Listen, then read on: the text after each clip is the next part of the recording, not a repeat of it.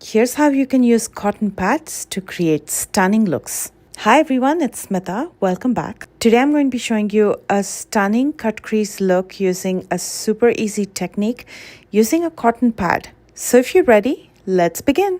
Let's get done with the face first, and I have a bunch of new products that I wanted to try. I'm going to start with this Milani Conceal and Perfect Blur Out Smoothing Primer.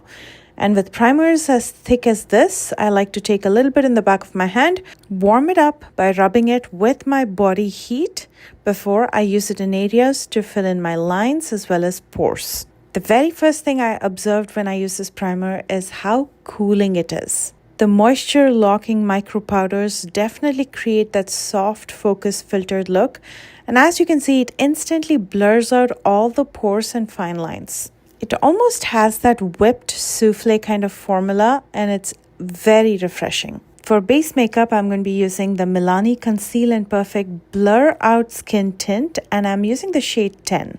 And as you can see, it glides beautifully on the skin. This shade is a tad bit lighter than my skin tone. I think I'm a shade 12, so that's what I'm going to buy next, but I'm going to use up this stick first. I'm using a foundation brush from Milani to blend everything out, and as you can see, the skin tint blends beautifully. And because it's a tint, it's going to give you light coverage, so if you want more coverage, you can most definitely layer it up. I brought this down to my neck as well because this shade is really light for me and I have to match up my neck with my face. For concealer, I'm going to be using Milani in the shade 135.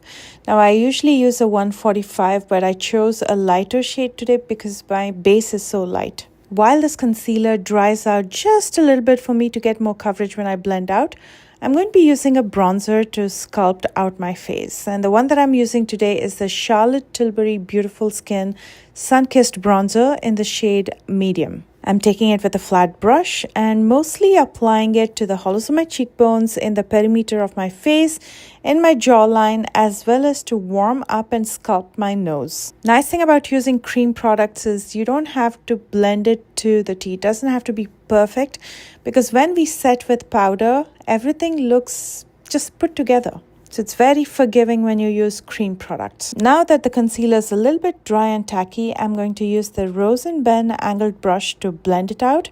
And as you can see, that gives beautiful coverage because we waited for a bit for it to get a little bit dry and tacky. And with the residue that's left on the brush, I'm going to use it on my lid to even out the skin tone, which will serve as a base for the eyeshadows that I'll be using soon. I'm also going to be using a cream blush. This is the Charlotte Tilbury Matte Blush in the shade Dream Pop. Although this looks like a bright red, it shears out and blends beautifully into the skin, giving that hue of rosiness. And of course, we will tone it down further by using a setting powder, for which I'm going to be using the One Size Translucent Loose Powder. I'm going to use a light dust of powder all over my face to set everything with a powder brush. And then to lock this makeup so it doesn't move, I'm going to be using a setting spray. And the one that I'm using today is the On Till Dawn setting spray by, again, One Size, and I'm going to wait for it to completely dry before I move on to eye makeup. For my brows, I'm going to be using the Kokie Cosmetics Brow Pencil in the shade Black. There's a spoolie brush in the back, so I'm going to use it to brush my brow hair downward while I fill in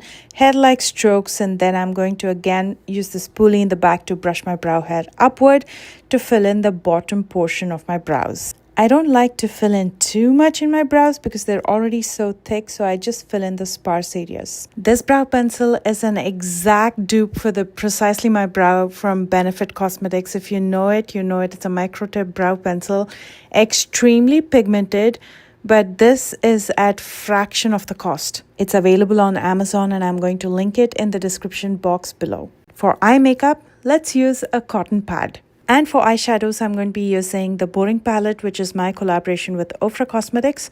First, dipping into Depth, which is the deeper brown shade. I'm going to place the cotton pad, aligning it with my inner corner.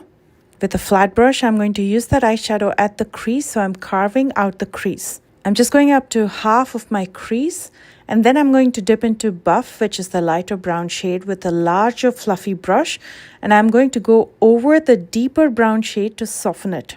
All you have to do is swipe it along the curve of the cotton pad, and here's how it looks. That instantly gives that half cut crease without much effort. And then I'm going to fold the pad to get a half and use that straight edge in the outer corner.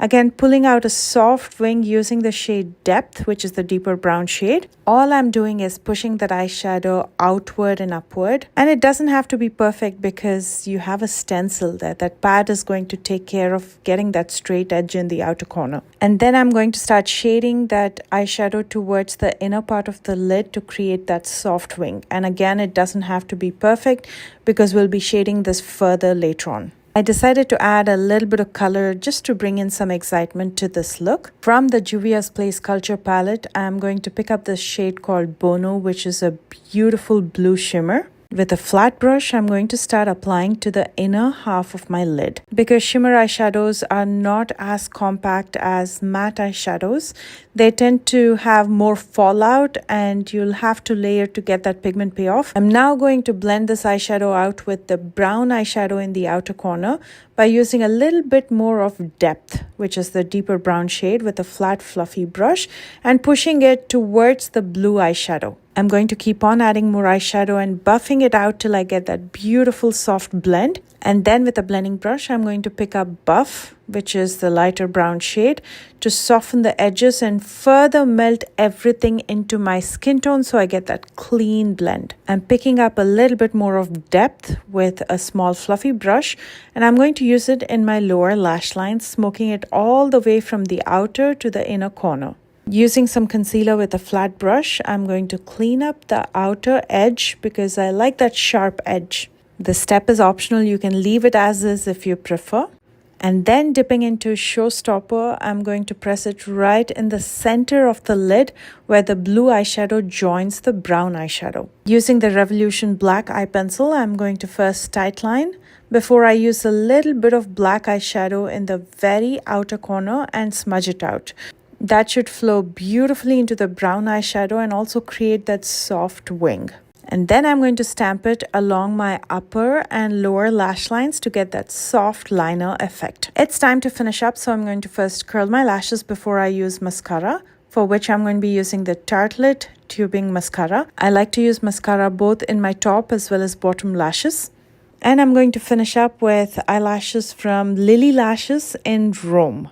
And here is the finished eye makeup, and I absolutely love to use stencils like the cotton pad. It's easy, makes it look super neat and professional.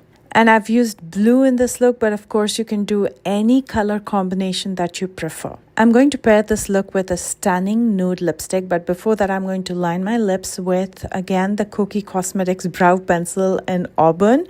I like to use brow pencils as my lip liner because you have more control.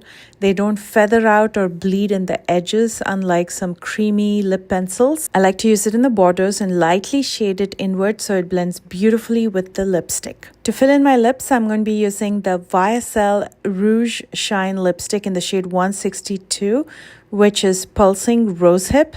And that is such a pretty shade and complements the dramatic eye look beautifully. And here is the finished look. I hope you enjoyed this tutorial and I hope you found it easy as well as useful. I'd love to hear from you, so please comment below and let me know. And if you haven't already, or if you're new to my channel, please consider subscribing if you'd like to watch easy tutorials like these. Check out my description box for all the products that I used in today's tutorial, along with links to my social media in case you plan to follow me there. I love you guys so much, and I will see you soon with a brand new one. Bye guys.